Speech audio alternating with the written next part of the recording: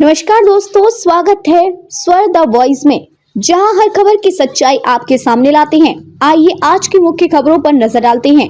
Mount Hermon पर चढ़ी Israel की सेना, इन दो दुश्मनों पर रहेगी नजर। नेतन्याहू ने भी बता दिया प्लान। गोलन पहाड़ियों से 10 किलोमीटर आगे माउंट हरमोन पर इजरायली कब्जे की इबारत लिखी जा चुकी है। यह इलाका इजराइल के नियंत्रण वाले क्षेत्र से आगे सीरियाई भूमि पर बने बफर जोन का है। इजराइल ने 1967 में किया था कब्जा।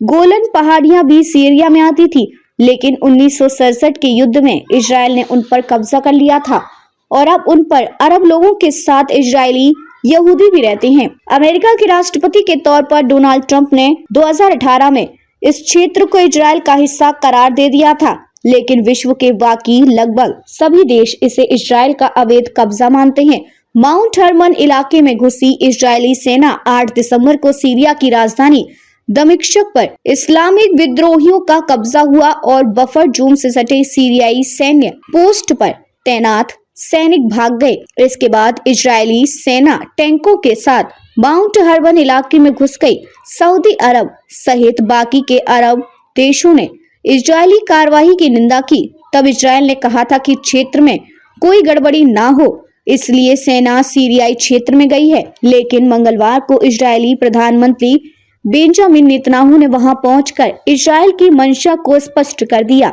नेतन्याहू ने बताया प्लान। नेतन्याहू ने कहा कि हरमोन पहाड़ पर वह चढ़ चुकी है और वहां से क्षेत्र पर नजर रखी जा सकती है, इसलिए इजरायली सेना वहां पर तैनात रहेगी। बुधवार को इजरायल के रक्षा मंत्री इजराइल काश ने साफ कर दिया कि जब तक जरूरत होगी इजरायली सेना वहां रहेगी।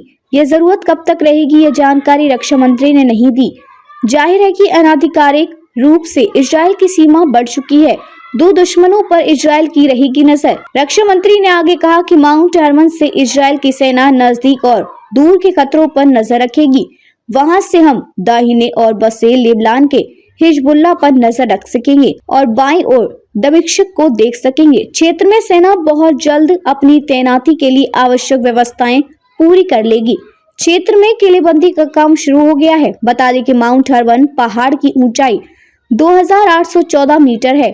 आज की खबरों में फिलहाल इतना ही। अधिक अपडेट के लिए जुड़े रहें स्वर द वॉइस के साथ। नमस्कार।